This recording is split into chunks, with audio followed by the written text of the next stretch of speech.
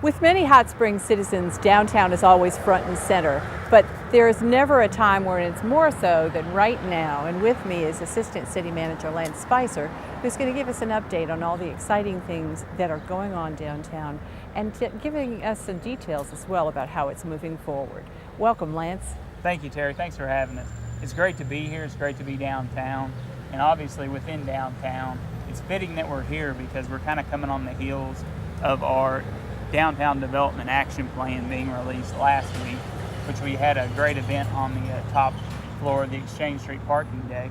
And with that plan, there was a couple items that we'd like to touch on, but obviously as we move through this process in the planning process, one of the more important ones was to ensure that it was a community-wide plan, where the plan itself was not something that was dictated by city officials or a consultant. It was definitely a community-led process. And one of the more interesting items within that plan was dealing with parking. So it's kind of good we're sitting right here.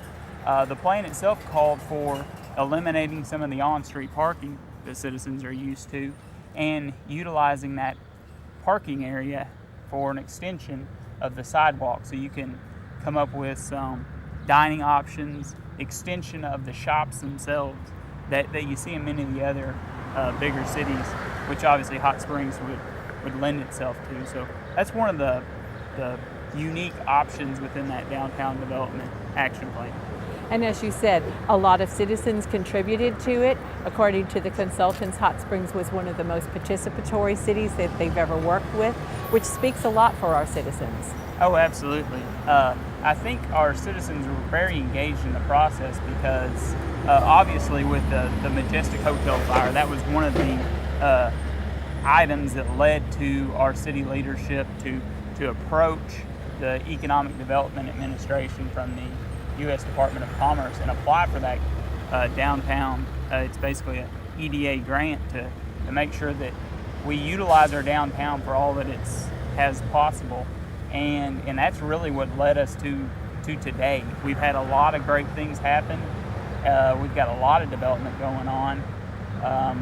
One of the more recent developments, the Austin Hotel, located just off Central Avenue there at Malvern, was recently sold to a developer from Tennessee. He's got big plans to develop that property into reworking a lot of the rooms so we have those quality hotel rooms that are something that we've heard from convention goers and visitors alike, that they want to be downtown, but they want to have the quality hotel rooms that they have come to expect from the likes of Embassy and a lot of our further 7 South areas. And one of the catchphrases from that new downtown development plan was that we don't want the plan to gather dust, we want to kick up dust. And right across from the Austin Hotel, they're kicking up major dust, aren't they, with the new Regions Bank? They are. Regions Bank's coming right along. That'll be a full-service bank right there at the corner of Malvern and Convention. So that's a high-impact area, and obviously that should be opening within the next few months. So that'll be a big anchor for that downtown area. That'll be fun to watch unfold. And speaking of high impact areas, we have another one at the foot of Central Avenue with the Majestic Hotel. Now that the city recently assumed ownership, what's going on with the Majestic? Yes, the Majestic Hotel, our board of directors sought out to purchase that property, and we've done that. Now we're working to release an RFP, request for proposals to find us some contractors that are willing to clean up that area. That's one of the things that we want to make sure that citizens are aware of. We're going to be releasing that RFP here in the next few weeks to clean up the yellow brick portion. So we're talking about a lot of reuse of obviously the very famous yellow brick. There's a lot of wood, steel, etc. So in working with our state regulators with ADQ, that was one of the main things that they wanted us to focus on, is adaptive reuse, so that those items themselves don't find their way into a landfill, that they're reused by those in the commercial sector. And that's an aspect of the rubble removal that a lot of environmentally minded citizens are excited about. Absolutely, and we've been visiting with not only our downtown development consultants, the citizens in general. They do have some really unique ideas for using those yellow bricks, and we look forward to working with all of them, because I think we should have some element of that old historic hotel put back into this kind of great rebirth that we have in downtown Hot Springs. So your ideas are very much valued and appreciated. They are always being listened to by city government, and whenever we can, we're going to incorporate them. Yes. And now that 100 block of Central Avenue, a lot of change has taken place too, with new businesses coming in. Absolutely. We have a new business there, Collective Coffee. Great coffee shop. It's a unique experience. If you like coffee or if you don't like coffee, it's kind of unique to get to see the whole process that they go through. So that's in the 100 block. Probably more in the 200 to 300 block. We have TKZ Developments, which is Anthony Taylor, Bob Kempkis, and Robert Zunick. Those are a couple of our really leading edge of development.